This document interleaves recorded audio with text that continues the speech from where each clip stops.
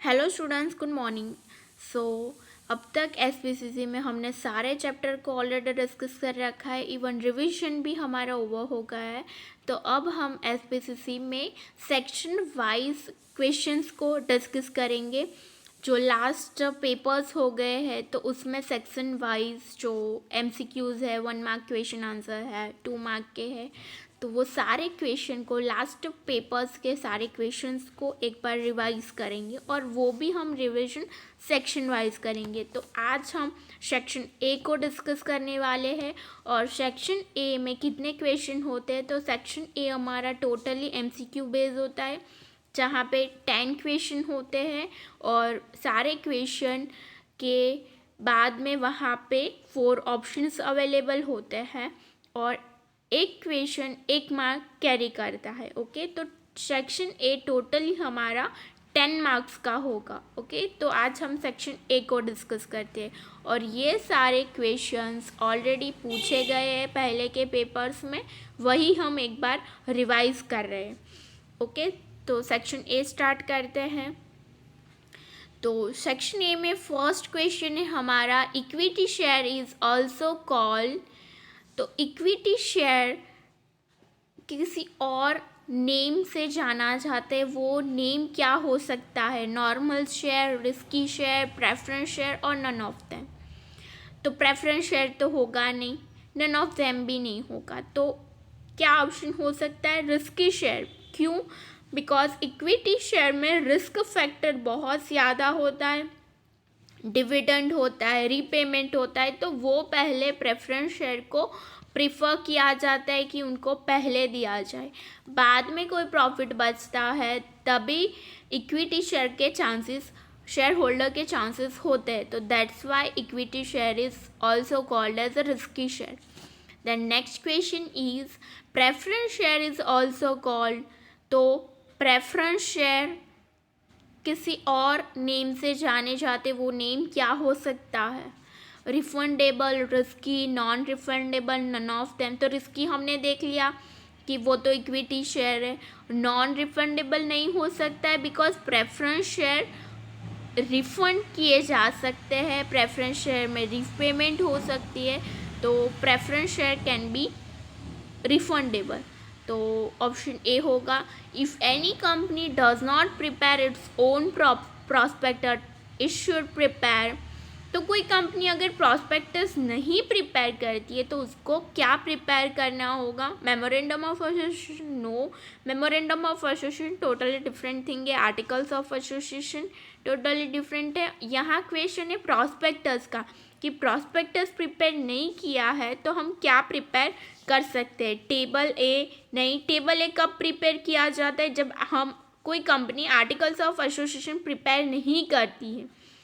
ये जो rules regulation के रिलेटेड डॉक्यूमेंट होता है आर्टिकल्स ऑफ एसोसिएशन, तो कोई कंपनी ये प्रिपेयर नहीं करती है तो उसकी बिहाफ में कोई कंपनी टेबल ए प्रिपेयर कर सकती है।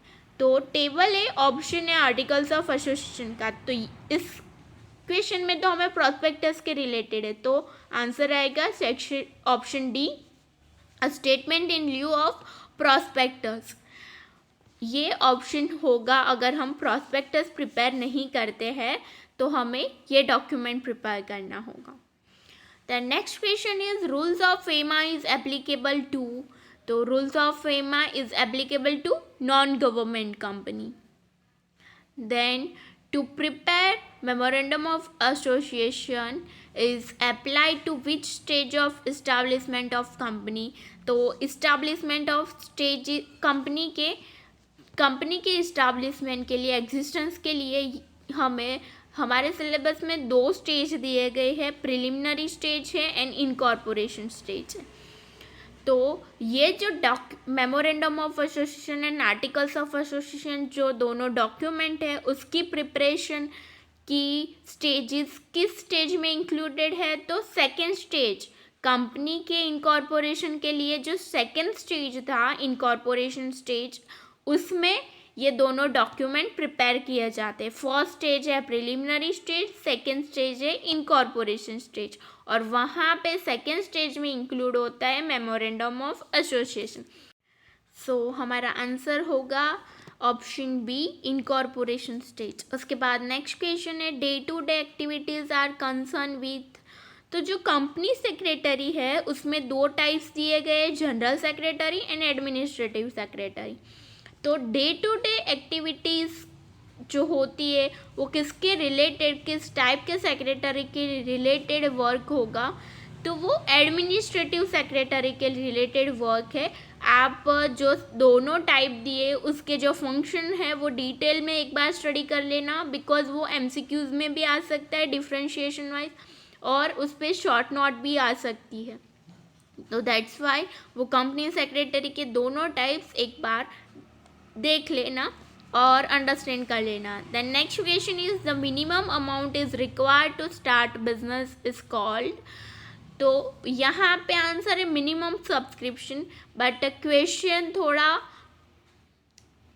रॉन्ग वे में पूछा गया है। The minimum amount is required, तो मिनिमम अमाउंट रिक्वायर्ड नहीं होता है। मिनिमम सब्सक्रिप्शन का मीनिंग क्या होता है कि जब हम शेयर इश्यू करते तो वहाँ पे मिनिमम सब्सक्रिप्शन कितने शेयर के लिए आनी चाहिए कि 90% शेयर के लिए सब्सक्रिप्शन होना ही चाहिए, तभी हम वो शेयर जो थे उसको इश्यू कर सकते हैं, अलॉट कर सकते हैं, तो वो प्रोसीजर कंटिन्यू कर सकते हैं। अगर मिनिमम सब्सक्रिप्शन हमने अचीव नहीं किया तो वो शेयर अलॉटमेंट की प्रोसीजर को हम कंटिन्यू नहीं कर पाएंगे, हम पैसे पब्लिक से इकट्ठा नहीं कर पाएंगे, तो अल्टीमेटली बिजनेस को स्टार्ट नहीं कर पाएंगे।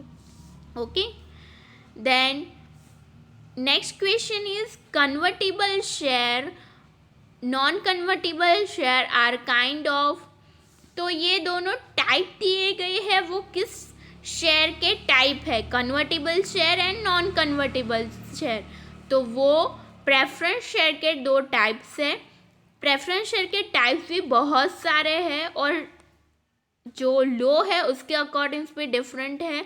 जो कंपनीज एक्ट 2013 था और जो 1956 था, दोनों के अकॉर्डिंग डिफरेंट है टाइप्स। 1956 के अकॉर्डिंग टाइप कौन से थे, अगर आपको टाइप्स दी क्वेश्चन में आए तो आपको वो लो के अकॉर्डिंग वो मेंशन करना होगा कि 1956 के अकॉर्डिंग प्रेफरेंस शेयर के टाइप थे preference share redeemable before 20 years, preference share redeemable after 20 years. तो ये दोनों टाइप थे 1956 के अकॉर्डिंग। बट कंपनीज एक्ट 2013 के अकॉर्डिंग उसके टाइप्स बहुत सारे, convertible, non convertible, refundable, non refundable, redeemable, irredeemable, तो ये सारे प्रेफरेंस शेयर के टाइप हैं। Then next question is subscribe share capital is a sub part of share capital. Subscribe share capital किसका पार्ट हो सकता है, शेयर कैपिटल का पार्ट हो सकता है, सब पार्ट हो सकता है। वो prospectus, memorandum, articles of association, तो ये सारे डॉक्यूमेंट है। ये शेयर कैपिटल, सब्सक्राइब, अनसब्सक्राइब, वो सारे टाइप्स किसके हो, ऑथोराइज शेयर कैपिटल, तो वो सारे शेयर कैपिटल के टाइप्स हैं। Then for raising minimum subscription newly establish company makes agreement with. तो कंपनी जब न्यूली इस्टाब्लिश होती है तो वहाँ पे जब वो फंड रेज करने के लिए शेयर इशू करती है तो वहाँ पे भी रूल्स रेगुलेशन होते हैं कि अगर आप शेयर इशू कर रहे हैं तो आपको मिनिमम सब्सक्रिप्शन अचीव करना होगा, उसके बाद ही शेयर आप इशू कर पाओगे, अलॉट कर पाओगे।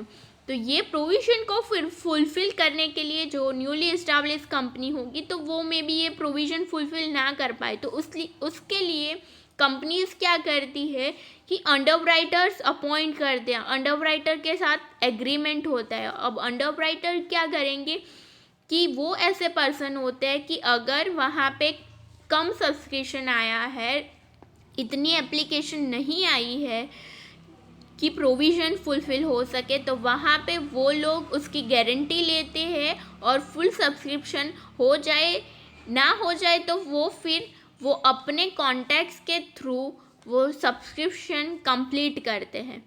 तो दैट्स वाई अंडरराइटर्स अपॉइंट होते हैं। तो ये एमसीक्यूज थे जो हमने डिस्कस किए। इसके बाद के सेशन में हम सेक्शन बी को डिस्कस करेंगे। ओके।